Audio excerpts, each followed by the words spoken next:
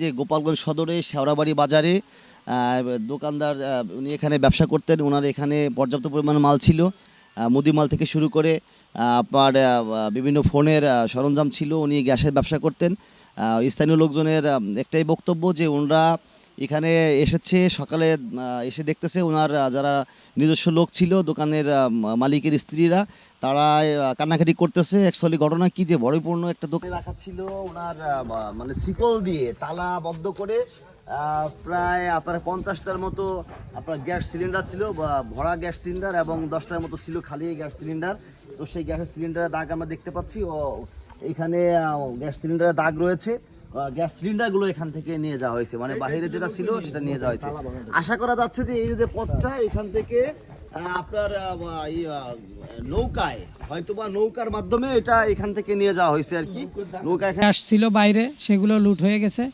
তা অনেক টাকা ছিল ক্যাশে, 3 লক্ষ টাকার মতন ক্যাশ ছিল, সব ভাঙিয়ে চুরে নিয়ে গেছে। তো আপনি তো ওনার স্ত্রী, তাই না? আপনি এই বিষয়টা কি জানেন? আপনারা লুটপাট করে নিয়ে গেছে, আর আপনাদের দাবি বা ইচ্ছাটা কি বলেন? এই 5 দিন গত হয় আমাদের দোকানে যাইতে নিষেধ, তা আমরা যাই না। তা সকালে খাবার নাই, আমরা দোকানের থেকে আনি আর খাই। ওই রুটি সকালে খাই, আর বাচ্চা কাচ্চা আছে তাদের জন্য ভাত রান্না করি। তা চাউল আর ওই বালতি নিয়ে গেছি, আর ওই চালের একটা কৌটো আছে ওইটা নিয়ে গেছি। যাই দেখি কি দোকানের তালা নাই। ব্যাপার কি, শিয়াল খুলে দেখি কি সব ফাঁকা, সব ফাঁকা, এবং ওই গ্যাস তো বাইরে থাকে, ওই বাইরে। আর কি দিয়ে কি হয়েছে অ্যাকচুয়ালি, বা কে বা কারা নিতে পারে আপনি মনে করছেন, বলেন? নিতে পারে আমার জানা মতে আমার শত্রু যারা ছিল তারাই আমার এই দোকান লুটপাট করে নেছে।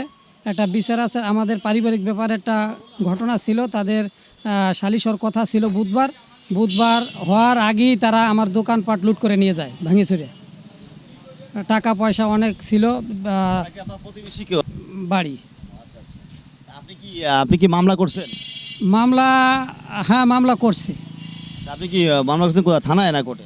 আমি বর্তমান থানায় মামলা করছি, এরপরে কোর্টে যাব। আচ্ছা, আপনার যে মাল জিনিস ছিল এখানে কি কি ধরনের মাল জিনিস ছিল? সব মাল জিনিস নিয়ে গেছে কিনা লুটপাট করে? আর আপনার কি কে বা কারা করছিল এরকম? কে বা কারা করছে তো ওই যে পাড়া প্রতিবেশী যাদের সাথে শত্রুতা, তারাই করছে। ও মানে আপনার সন্দেহ যারা শত্রুতা ছিল তারাই এটা ছাড়া কেউ করে না? আচ্ছা, আপনাদের এখন মানে সরকারের কাছে চাওয়াটা কি আছে? কি করছে? আমরা এর বিচার চাই, সূক্ষ্ম বিচার চাই আর কি।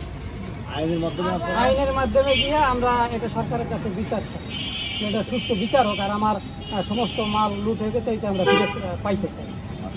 আপনি তো সর্বশান্ত হয়ে গেছেন আপনার মাল নিয়ে, আপনি তাই না? হ্যাঁ, আমি সবাই আমাদের খাওয়া দাওয়া ত্যাগ করে দিচ্ছি, ছেলে ফেলে সব শেষ হয়ে গেছে। আচ্ছা, ঠিক আছে। এখানে অনেক লোকের সমাগম, তো দূরের থেকে আমি কয়েকটা মহিলারা কিষান বিক্রি করতে যায়, তাদের কাছে জিজ্ঞাসা করলাম ওখানে অত লোক কেন? বললো যে ওই দোকান চুরি হয়ে গেছে। তারপরে আসি এই ফেসে এসে দেখলাম ঠিকই কোনো মাল জিনিস নাই। এই বৌমা এখানে কান্নাকাটি করতেছে। লুট করে নিয়ে গেছে সব মালামাল।